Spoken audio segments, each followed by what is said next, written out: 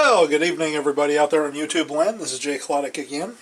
Thought I'd come at you with a update on where I am with my 1/350th scale classic USS Enterprise model. Now, as I mentioned in the last video, I had purchased the factory lighting kit from Round 2 Polar Lights. Well, in the process of doing what I need to do to install that, as you can see in front of you, we got the saucer going. Turn off the lights here. Let's see. It's kind of hard to see, but if you do notice, I do have the flashers going. Probably won't be able to see the green very well until I get the hull completely closed off. But anyway, I wanted to talk to you about a few things I have found involving the lighting kit. First off, hats off to Polar Lights for coming up with a design like this. It's actually a pretty good system, relatively user-friendly. However, if you've never done lighting before, there are a few precautions you might want to take when working on this type of stuff. Pull the bridge off here. Bridge dome. Yeah, the bridge itself is not glued in. I've got a few more light leak issues I've got to take care of before I'm ready to cement this thing in. Plus also I've just got it taped in. There's a couple of LEDs that have got to go up inside there as well. But as you can see, my silver internal paint has done a pretty good job taking care of the light leaks for the most part. There's a couple little areas where there are some light leaks peeking out. Don't know how well you can see them on the video. I can see them looking at the raw plastic though. The thing about it is when you undercoat the interior with silver like that, it may not get rid of every light leak. Plus also the fact that when I glued the clear window parts into the saucer, I used plastic weld glues, and the solvent does soften the silver paint, gives it a good bond. It works better than super glue in any event, so that because super glue would just bond with the paint, and then the windows might crack off from the inside. But as a result, I'm going to carefully try to lift this up. You probably really can't. Okay, there's a little bit of a light leak in the bottom.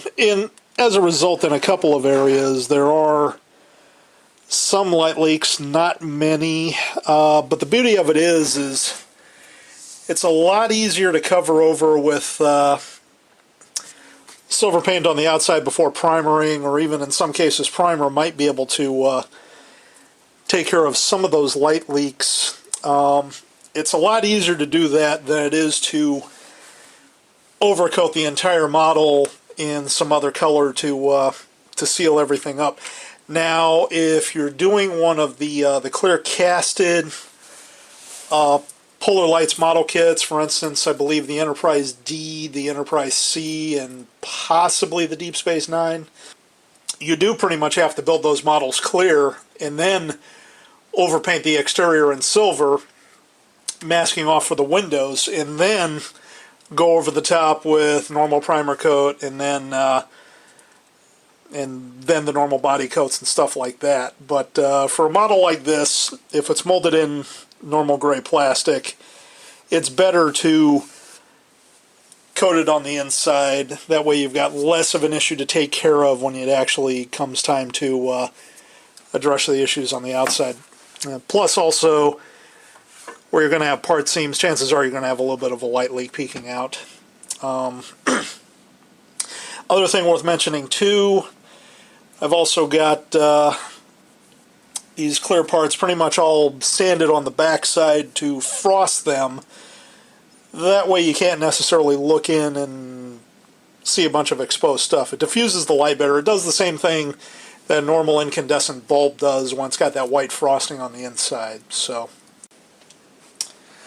okay, you can see the I've opened up the saucer to kind of show how things are looking. Now, the way the light kit is designed, each of these little LED strip lights, these are very brilliant. I recommend not looking directly at these things for very long until you get everything all closed up. Worst case scenario, hold your thumb up over the lights so you can see them. That way you don't burn out your retinas. But anyway, the strip LED lights do come with little self-adhesive patches on the back side to stick them into the position you want. According to a couple of sources I read, the adhesive that Round 2 is using is kind of a adhesive that gets stronger the longer you leave it. Initially, you can position everything really nice, but eventually it gets harder. I may add possibly a little tiny drop of super glue here and there to anchor these down to make sure they don't move. The little connectors that Round 2 designed, this little guy right here, actually I don't know that they designed them. I think they got them off the shelf because I believe the Paragraphix lighting kit accessories use the same type of connectors. They work pretty well, although I did notice that periodically you might run across a connector where you don't get a proper hookup. And the thing about it is you might be thinking, okay, factory lighting kit, go ahead and hook everything up and then not turn it on until everything's all sealed up. That's not recommended. At least I don't recommend that. Reason being is if you got everything all hooked up and nothing comes on, then you've got no idea where to begin your troubleshooting. So what I did in this case was, okay, there's two sets of wiring harnesses that go into the saucer board here. These two right here. One of them controls the strip lights for the upper saucer. One controls the strip lights for the lower saucer. And the way I did it was I used, well, I had the board under power from the transformer. It's DC electricity, and typically as long as you don't short anything out, you should be fine. Hooked up one strip LED. Okay, I have that bank under power. Add the next connector, add the next LED, etc., etc. And that way, if any problem cropped up, I knew where I had to replace a connector with another one. In the case of the one of the main hub connectors that goes from this set of strip LEDs right here, which goes all the way down to the board, I noticed the connector itself was bad, but rather than replacing it with another one, mainly because I couldn't find one, this one at the time, I went to one of the shorter connectors, just basically cut the harness off, stripped the wire back, wired them in, and I was ready to go. Also, you can see a little bit of blue shrink tubing there. That was shrink tubing was supposed to come in the lighting kit, but for some reason the first ones did not ship with any shrink tubing. So I went to the local hobby shop and got myself some Dubro brand heat shrink tubing. You can find this at pretty much any RC car or airplane shop.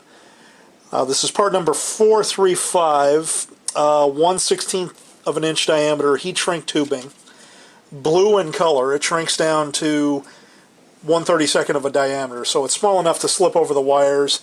And then just use a hair dryer. Hair dryer takes a little while. Heat guns last quicker, and then just heat it up and it'll shrink over. Make sure when you're doing that you don't have any power going to the circuit or anything, so you don't run the risk of burning something out. Other thing I will make mention of is if you've got any spliced connections where they want you to twist stuff and put heat shrink tubing on, but if you're at a state where you cannot wire anything together permanently, I still highly recommend using some pieces of tape or something to cover over those ends, at least temporarily, something that you can pull off. That way, for two reasons. One, it'll keep your wires from popping loose, and secondly, it will also prevent dead shorts. I mean, this is just Tamiya tape. I mean, officially I should be using electrical tape, but this is relatively low amperage current running through a 12-volt power source. So the Tamiya tape works in a pinch. I mean, these are not heating up worth a darn. The other thing that's very important as well is not so much with these boards right here, but in regards to the nacelle boards, they've got a little tiny solid-state circuit hooked into the back of the board. And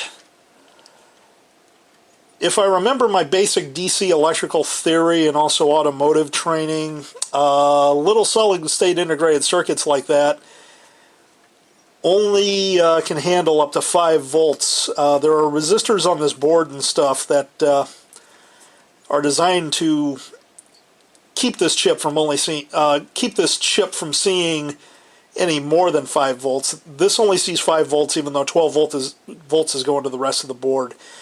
By accident, whether it was by factory defect or my own stupidity, one of my boards got burned out, so I had to send it off to round 2 for a replacement. I explained to them what I did, or what I think I did, and I also sent them the board so they could do a post-mortem on it, and they sent me a new board relatively quick. So thank you round 2 Polar Lights. But as a result, I highly recommend putting tape on any exposed ends. That way you don't run the risk if you got everything all dangled together. Oh crap, I just touched a couple area and put 12 volts through a circuit that I shouldn't have. And then your board doesn't work. So it's always a good idea that if you got any exposed leads or anywhere, put some tape on them, put something on them to keep them from getting shorted out. But other than that, I mean, the circuit's not going to bite you. It's rather nice. I mean, the main power is going to go through the secondary hull board, which mounts into the secondary hull. Then you've got this primary hull board, and the way it works is when it comes time to permanently anchor everything, there's a little stem right here where there's a screw that anchors the board right to the top, and it's going to be right under the bridge dome. The bridge dome basically snaps right onto the top, so I shouldn't have to worry about gluing it down permanently. That way, if anything does go haywire, theoretically I can get in there and fix it, although it's going to be really hard to get my big hands in there to fix any major problems. And it's always a good idea when you got things hooked up to do a jiggle test of your wiring harnesses or your stuff to make sure that things are anchored down properly, especially before you glue the saucer together. Because once you got everything glued together, it's going to be really hard to get everything out of there again if you got a problem. So when in doubt, check, keep checking. Do not assume that everything is going well, especially if you haven't powered up the circuit in a while. Do that. That should keep any problems to a minimum. You can see in front of you that I've got one of the little Christmas tree bulb holders painted silver on the front. I only did it on the front, not the back, mainly because I'm not really worried about any light spill going backwards. Plus, also there's a big housing that the motor goes into. But anyway, I thought I would do this to kind of demonstrate difference in appearance of different lights.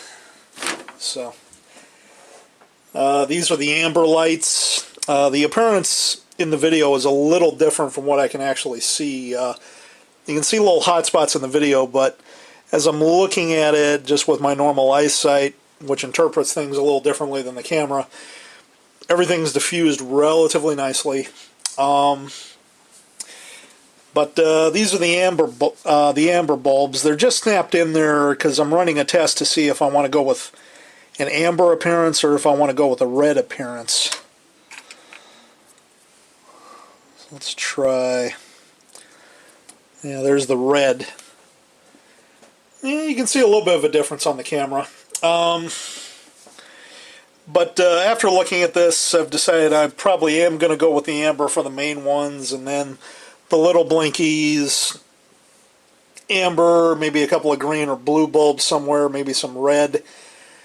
To my knowledge, on the show, all they did was they, whenever a bulb would burn out, they just replace it with another bulb, and it didn't really matter what color it was.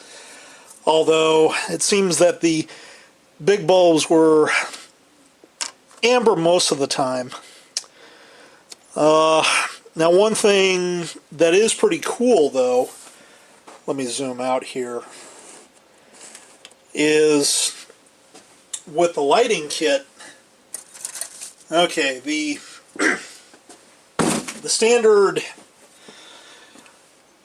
parts tree that you get in all of the standard kits is clear, but in the lighting kit you also get blue, you get orange, and you get green. You also get red, and all these trees are identical, so it means you're going to have a lot of extra bulbs, and that'll really come in handy for down the road if I want to do any bussard lighting on another ship model.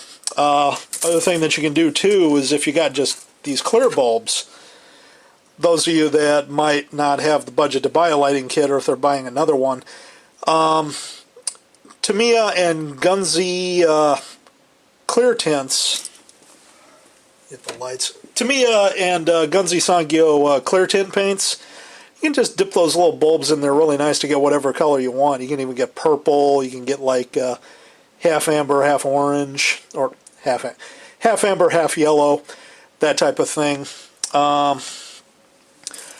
Or because since you've got blue ones, if you wanted to, you could theoretically light these nacelles with the little blue bulbs and go for an effect that's kind of similar to what the J.J. Abrams Enterprise has. And in fact, I've just heard word that Revella Germany is coming out with a J.J. Abrams Enterprise, and I'm thinking, wouldn't it be cool when that kit comes out to actually light up the bussards in blue? And I don't know about having a spinning effect, and I might have to talk to somebody about making a LED board, like one of those Waddell Ward boards, but do it with clear LEDs instead of red ones. That way somebody could theoretically use whatever color tint that they wanted to get the effect that they wanted without having to go with red or something like that. Another thing I will mention too is I saw this in another video. I can't remember who was doing it, but he mentioned it was having some difficulty cleaning up the seam edges on these bulbs, pulling them off the parts tree and actually using a Dremel on them. Well, if you keep them attached to the parts tree, or say take a set of sprue cutters and cut here, and cut these off, then you have a nice parts tree that you can hold in your hand, and then just take a polishing stick or file and just do it all in one hand rather than trying to hold one individual little bulb and try to sand it that way. The plastic here is pretty stiff anyway, so these do not feel like they're just going to pop off on their own. But as a result, you can get the seams cleaned off of these bulbs really easily without a problem.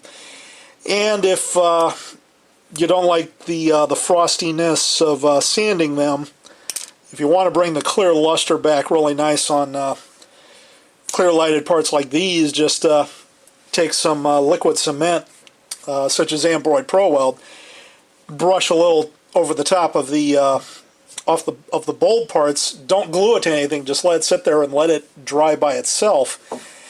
and it will bring the clear luster back. It will gloss up the surface of that part really nice. I've got a few more tests I got to do, plus I'm also trying to figure out how I want to, what colors I want to put in each bussard collector, but overall I like what I see.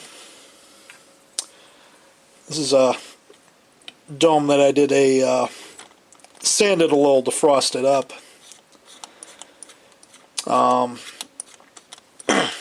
do have a couple extra domes to play with, because I did notice that my particular kit had the slightly warped dome stems.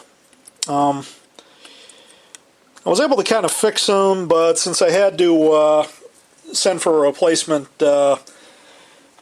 blinky board, I went ahead and ordered some extra domes as well. So I'm going to use one of these for some one of the older domes for a couple of lighting tests. I mean, I could go with the photo etch fan blades that the Paragraphix set has, but I'm thinking to myself, what if I was to maybe try using some red clear tint paint in the trenches? That way the fan blade areas are not totally opaque, but maybe still a little transparent. Okay, one other thing I want to bring to your attention is involving the little PCB LED boards for the warp nacelles, is that if you've got one of the early light kits, you may notice that the LEDs are not soldered flush onto the board. They're raised by about maybe 1/8 of an inch or so. This is an original board that I got with my kit. This was the replacement I got from round 2, and as you can see, the LEDs are mounted flush to the board. If I'd known about this, maybe I would have sent them both back, but actually it's not really the end of the world. You just gotta take a couple of things into account. The reason why I bring it up is that when you put the little Christmas tree light to stand onto there, as you can see, everything fits nice and flush. It fits into the housing reasonably well. However, if you try to mash everything in on a board where you got the stems of your LED sitting a little longer, what it does is it pushes up the little Christmas tree bulbs. Now, some of you might want that effect, I don't know, but what I did for a test here was I took a couple of the red bulbs, which I'm not going to use in my final deal, and I cut the stem down by half. Let's see if I can pull that out, like playing with gummy bears here. Just basically cut it down to half the length, so it'll fit into the hole nice, and as a result the LED fits in there, the bulb fits in there. All you got to do to cut those little bulbs is to just get yourself a good quality sprue cutter and just kind of measure about half and just do a cut. Doesn't take much pressure, and if anything, close your eyes when you do it if you're not wearing glasses, because you will zing plastic across the room, because clear plastic is little more brittle. It doesn't flex like normal styrene, so it'll do a nice clean cut, almost like glass. Other thing you can do to get the board to fit into the housing a little better is there's like 3 little standoffs inside the front of the nacelle here, and I just cut those with a sprue cutter to try to get this to sit a little deeper in there. Means it may not have as much stability when I glue it in, but I think what I'm going to do is when I put the board together onto the Christmas tree light holder, I'm going to put a couple of drops of microcrystal clear, which is a white glue compound, and since the LED bodies are made out of plastic anyway, it should glue really nice to this piece and give it some stability. I mean, basically spot weld all around. It should hold it in there. And microcrystal clear being a white glue, non-toxic, it won't distort the LEDs any. I'm going to make darn sure that while that glue is still wet, not to power this thing up so I don't risk getting a short. But once things are fully dry, it should tag it in there really nice, and I can put the whole unit in to the into the base really nice. Oh, one thing I did notice is if you just paint this piece silver, that should be enough to take care of the light leaks. There's so much material back here that you shouldn't have to worry about any light leaks going back to around the motor or anything, at least not that I've noticed. I did paint it silver with a layer of Tamiya silver. Seems to work okay. I have had to sand a couple areas to get things to fit, but doesn't look like there's any problem. Now, during my light test, I did notice I do have a couple of light leaks on these shafts, so I'm just going to take like some bottle silver and paint those over, make sure the light leaks are taken care of, and then that should be it. But let me get everything put together and I'll run a motor test. Yeah, these motors, they do look like they're a normal off-the-shelf unit. What makes them unique to Polar Lights, though, is this little white housing. It's a gear reduction drive of some kind. I don't know what the specs are, but these little electric motors are designed to rotate at hundreds of RPM, and basically they've been stepped down to rotate much slower. That in combination with a inline resistor to even step the speed down even slower gets them spinning nice and slow. So if you're thinking about doing motorizing yourself, you'll have to come up with some other way to step down the motor and increase the torque so it can handle all the mass it's got to move. So, as I said, let me get everything hooked up and I'll go ahead and run a light test for you guys to see.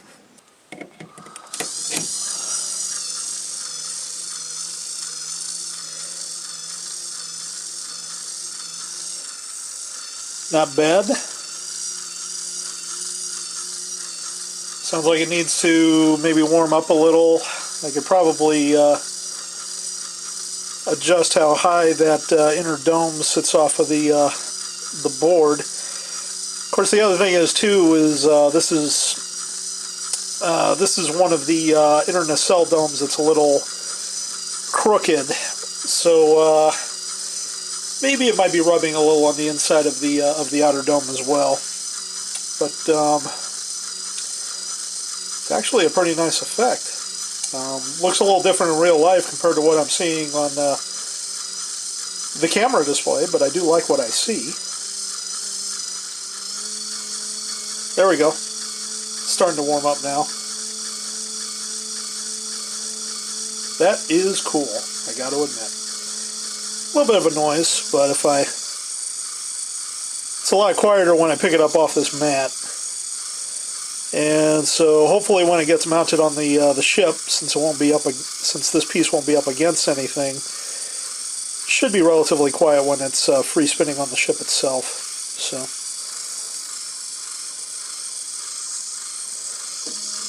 very cool. A couple other quick things I will make mention of is the navigation lights on the edge of the saucer here. Those are the clear red and clear green lights that are provided in the lighting kit. One thing I've noticed about these big dome lights right here, the bigger ones, not necessarily the smaller ones, is you practically have to put the LED right under them to get them to glow reasonably well, and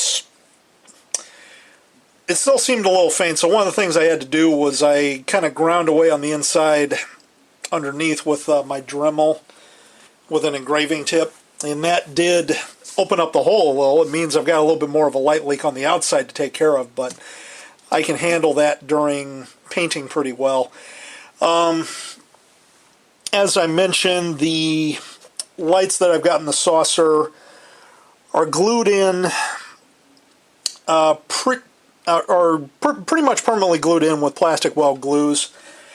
But when it comes to smaller lights like this, like these little tiny red and green ones that go outside the big dome, one thing that's not a bad idea to do is just glue those in with like a white glue mixture, such as microcrystal clear.